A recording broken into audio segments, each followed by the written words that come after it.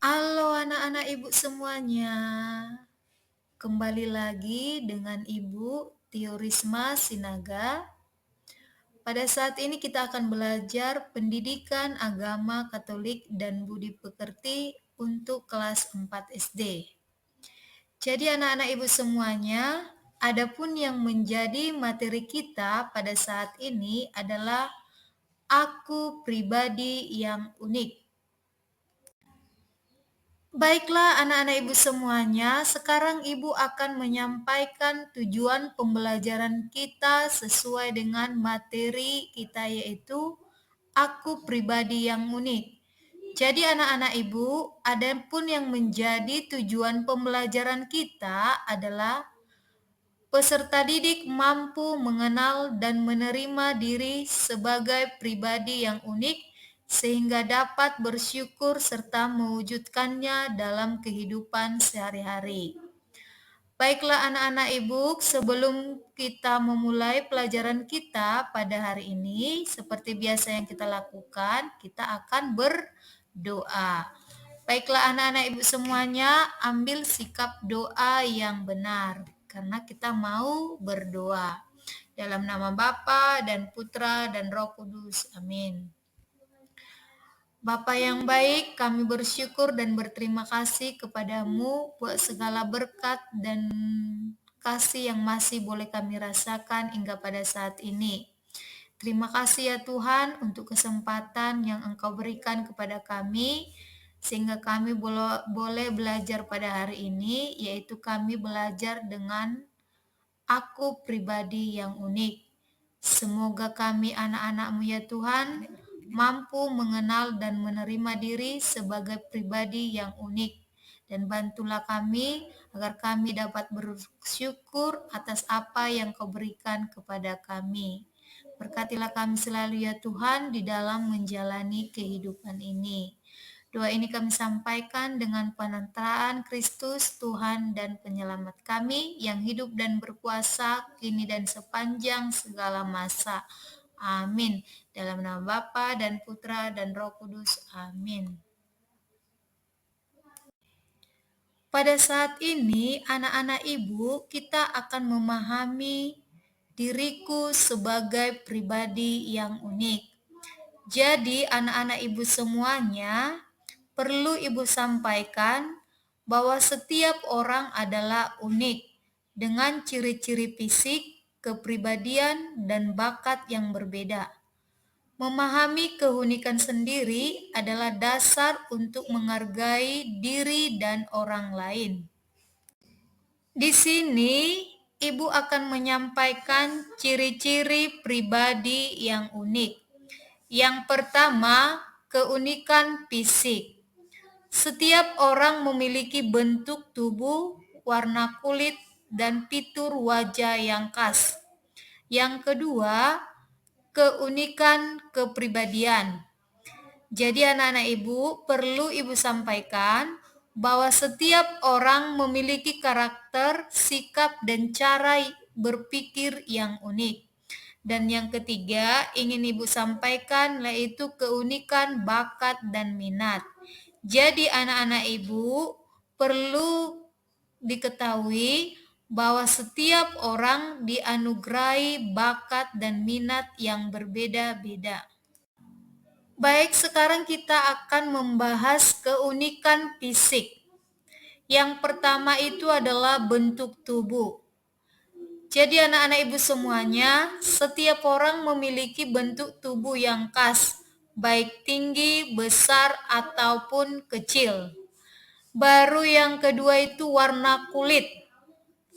Warna kulit setiap orang berbeda-beda, dari putih, kuning, coklat, hingga hitam. Dan yang ketiga yaitu fitur wajah. Jadi anak-anak ibu semuanya, setiap orang memiliki ciri khas pada wajahnya seperti bentuk hidung, bibir, dan mata. Selanjutnya kita akan mempelajari tentang keunikan kepribadian. Yang pertama itu adalah karakter. Jadi anak-anak ibu, setiap orang itu memiliki karakter yang berbeda seperti ramah, pemalu, atau tegas dan masih banyak lagi. Dan yang kedua yaitu sikap. Setiap orang juga memiliki sikap yang khas seperti optimis, pesimis, atau ambisius. Dan yang ketiga, cara berpikir. Setiap orang memiliki cara berpikir yang unik, melihat masalah dari sudut pandang berbeda. Kita akan membahas tentang keunikan bakat dan minat. Yang pertama itu bakat. Jadi anak-anak ibu semuanya, setiap orang dianugerahi bakat yang berbeda seperti seni, olahraga, atau akademik. Yang kedua itu adalah minat. Setiap orang juga berbeda, seperti suka memasak, membaca, atau bermain musik. Dan yang ketiga, pengembangan diri. Dengan mengenal bakat dan minat, kita dapat mengembangkan diri menjadi yang terbaik. Baiklah anak-anak ibu, sekarang ibu harapkan semua anak ibu mengambil kitab suci karena kita akan membaca kitab suci. Baiklah anak-anak ibu, teks kitab suci yang akan kita baca pada saat ini adalah Kejadian 1 ayat 26 sampai 31.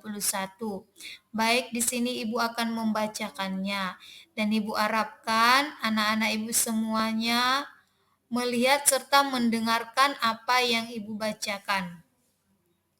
Berfirmanlah Allah, baiklah kita menjadikan manusia menurut gambar dan rupa kita, supaya mereka berkuasa atas ikan-ikan di laut dan burung-burung di udara, dan atas ternak dan atas seluruh bumi, dan atas segala binatang melata yang merayap di bumi. Maka Allah menciptakan manusia itu menurut gambarnya, menurut gambar Allah diciptakannya dia, laki-laki dan perempuan, diciptakannya mereka. Allah memberkati mereka, lalu Allah berfirman kepada mereka, beranak cuculah dan bertambah banyak, penuhilah bumi dan taklukkanlah itu. Berkuasalah atas ikan-ikan di laut dan burung-burung di udara dan atas segala binatang yang merayap di bumi. Berfirmanlah Allah, lihatlah aku memberikan kepadamu segala tumbuh-tumbuhan yang berbiji di seluruh bumi dan segala pohon-pohonan yang buahnya berbiji. Itulah akan menjadi makananmu. Tetapi kepada segala binatang di bumi dan segala burung di udara dan segala yang merayap di bumi yang bernyawa, kuberikan segala tumbuh-tumbuhan hijau menjadi makanannya. Dan jadilah demikian. Maka Allah melihat segala yang dijadikannya itu sungguh amat baik. Jadilah petang dan jadilah pagi, itulah hari ke-6. Oke anak-anak ibu, sekian teks kitab suci kita pada hari ini, yaitu yang diambil dari Kejadian 1 ayat 26 sampai 31. Baiklah anak-anak ibu, kita sudah mengetahui bahwa kalau diri kita ini adalah pribadi yang unik. Baik, sekarang anak-anak ibu ingin menyampaikan bagaimana kita menerima diri sebagai pribadi yang unik. Baik, di sini Ibu menyampaikan ada 3 hal yang bisa kita lakukan untuk menerima diri sebagai pribadi yang unik. Yang pertama itu adalah bersyukur. Kita harus bersyukur atas keunikan diri dan menerima kekuatan serta keterbatasan kita. Yang kedua itu adalah mengembangkan potensi. Kita dapat mengembangkan potensi dan bakat kita secara optimal. Dan yang ketiga adalah menjadi diri sendiri. Kita harus berani menjadi diri sendiri dan tidak takut berbeda dari orang lain. Itulah yang bisa kita lakukan untuk menerima diri sebagai pribadi yang unik.